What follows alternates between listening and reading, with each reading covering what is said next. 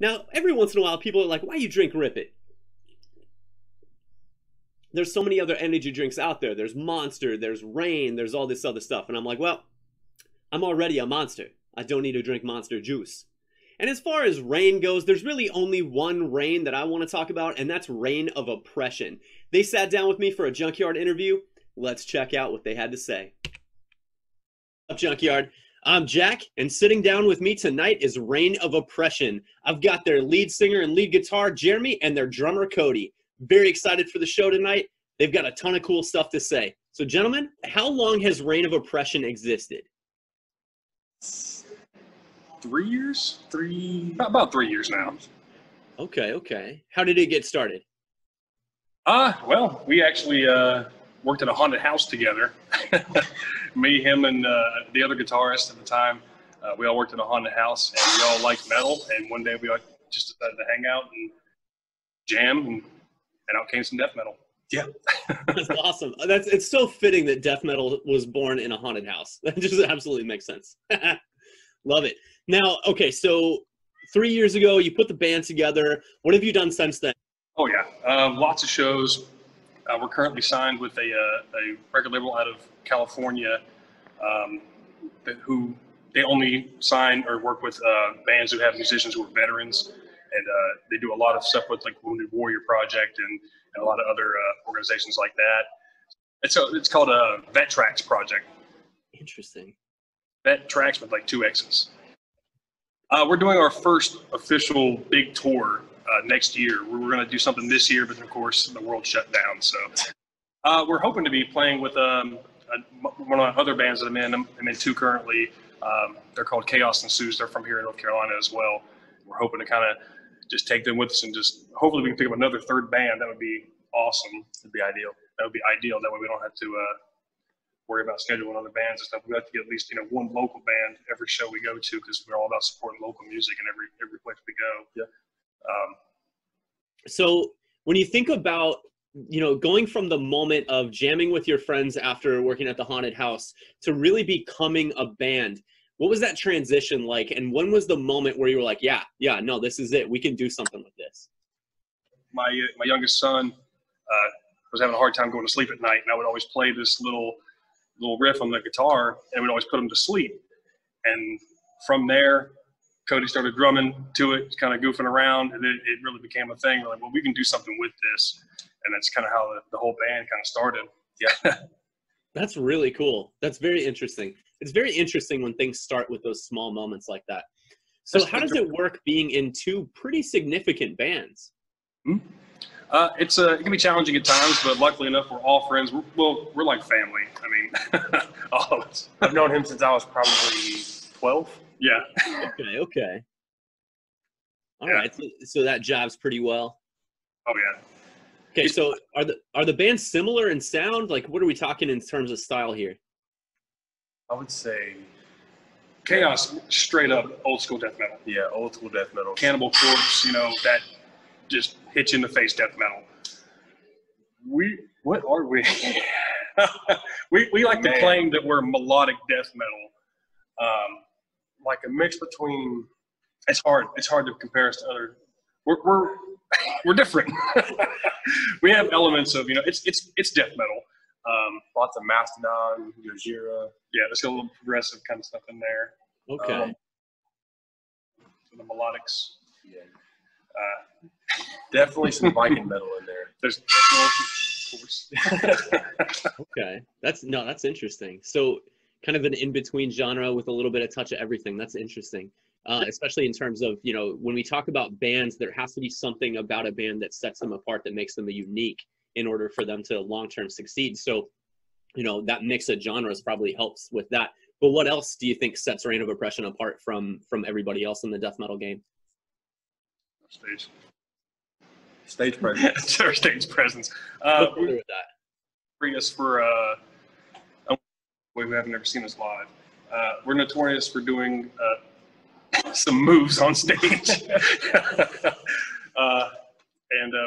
We like to go all out. When we put on a show, we want to put on a show, I mean, when you go to a metal show, of course you expect there to be, hits and, all that kind of stuff going on. And your head banging. But when we're not just putting on, just playing music. We want to put on a whole show. We want you to remember us. So we like really dig in on that. That's awesome. That's really exciting. So a lot of bands really focus on that interaction with fans, and it sounds like you do that with your stage presence and the show that you put on. But I know personally the bands that I love the most are the bands that after the show, they're hanging out at the merch table and they're hanging out at the bar and they're just like interfacing with fans. Have you had an opportunity to do that? If we're not currently on stage, we're in the crowd. I mean, we're fans before anything else, you know. Yeah. We're down there with you. I love that. That's amazing. So, star moment, like best experience you've had with a fan since the band started. Oh, mine was at this venue. Yeah. Mine was at this venue. Actually, 20 feet that way on that stage. That was, I think, was my favorite show we ever played. Luckily enough, we got really good friends here at the Grievous Gallery, and our good buddy Tim. He's a musician himself, and he knows how to put on a show. Out of nowhere, we had him just start scratching on turntables and stuff, and that was it was really cool. It was fun. There was someone that showed up. They were in a wheelchair, and that's what I love about the metal community. Like, everyone's so about the music. There's not like a lot of prejudice and hate within the metal community. It doesn't matter your color, It's normal to see someone in a wheelchair get lifted above the mosh pit, held up. What do you think it is about metal music that creates that kind of environment? It's the aggression. That's what it is. It's that feeling of being able to go somewhere and get all those pent up frustrations out, and really just let go. But you're all there for the same reason. And I think Absolutely. that's why there's such a strong brotherhood with it. Tell us about the venue you guys are at right now. Well, this is the Grievous Gallery. Hey, Tim, come here. He'll give you all the inside scoop. Tell them about this beautiful wonderland. All right. So when people are aggravated, or really it's grievous, it's an actual word, not just General Grievous in Star Wars. Feeling, angry or frustrated, sad, happy, it doesn't really matter, but they're able to come here and have a place to let those things go. And that is done by writing on plates, bottles, dishes, as you can hear in the background, usually accompanied by music, but we're being extra quiet for these boys tonight. But it's a place where people can just let it go, leave the mess behind them. Hopefully it'll change their view or perspective, or even just make them feel better.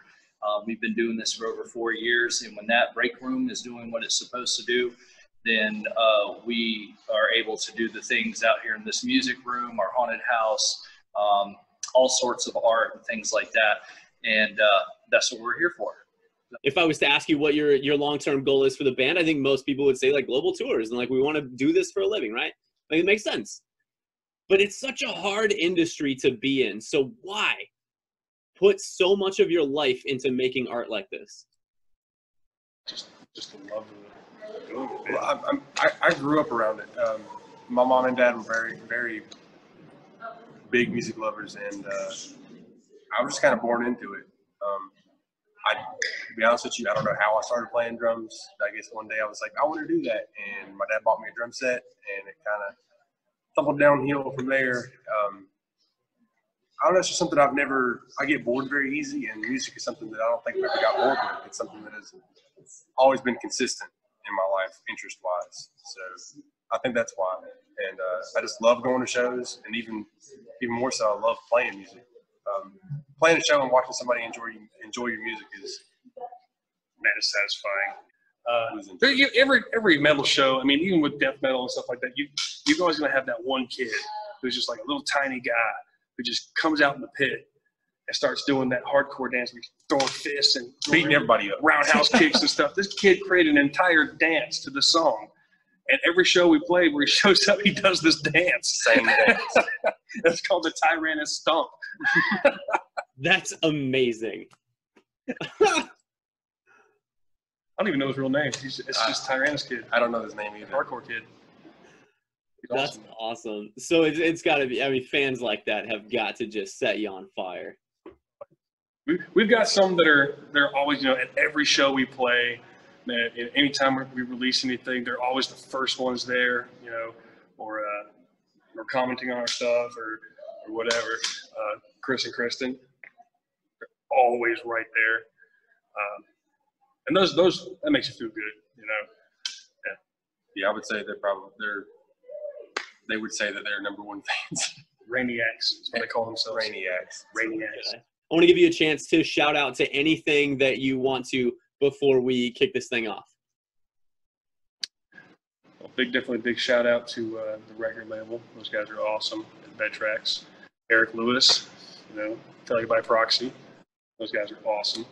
Of course, to my Chaos guys who are not here tonight. To the fans, big shout out to the fans. Definitely another shout out to Groove Gallery for letting us film here. Shout out to Chris Gullett, our number one fan on the West Coast. So me and Chris became friends. We're both connoisseurs of the kilt. We're in a Facebook group called the Brotherhood of the Kilt, and we would have kilt battles with each other. You had to put on a kilt and take the coolest pose you can, and then someone would issue a challenge, like, you got to do this or represent this movie or whatever. Shenanigans, So he became friends, and he sent David a kilt because David didn't have a kilt. He made it one. No, he didn't make that one. It was the Rambo kilt. Okay. He glitter bombed it though. Yeah, he put like 50 pounds of glitter in all the pockets, like little unicorn stuff. He opened the boxes everywhere. He opened it. So on brand for Chris. Oh my God. He has a Rainiac shirt too. Yes, he does. He's an OG. Guys, that interview was so much fun, and the venue that they were in, the Grievous Gallery, is an incredible place. You heard the owner, Tim, talk about it. Reign of Oppression is one of those bands that you probably haven't heard of, but you need to check out, especially if you grew up in the, kind of era of death metal. These guys are on the front edge of what modern day death metal sounds like. Stick around for the show because Reign of Oppression will be talked about again. Okay, so look, here's the deal. Music is a tough industry to make it in. It's one of those things that you see a million bands that are a flash in the pan and then they're gone, right? You never hear from them again. These musicians, guys like Jeremy and Cody, they put so much time and effort into perfecting their sound, perfecting their craft. And I think what sets a band apart from all the others in the industry isn't necessarily the sound, but is in that experience they give to fans on stage. These guys talked about it. They're fans first. And those kinds of musicians that keep that fan experience in mind and want to make a stellar show for everybody who comes out there, those are the kinds of bands that sustain much longer than that flash in the pan. So keep looking at Reign of Oppression. These guys are going to be big, and you're going to see their name in a lot of places. With that being said, don't go away. We'll be back after these words from your local television provider.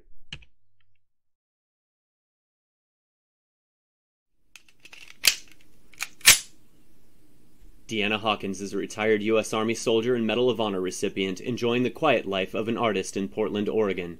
Without her knowledge, documents proving diabolical manipulation of the American people perpetrated by the government fall into her lap. Forced to run for her life, Deanna must work with unlikely companions to deliver the files to the people. Sinister forces strive to stop her, while an unknown guardian angles for her success. This success could result in the Second American Civil War, while failure could cement the power of tyrants for generations to come. Under the weight of that knowledge, Deanna Hawkins will discover what it means to walk the thin red line between duty and death.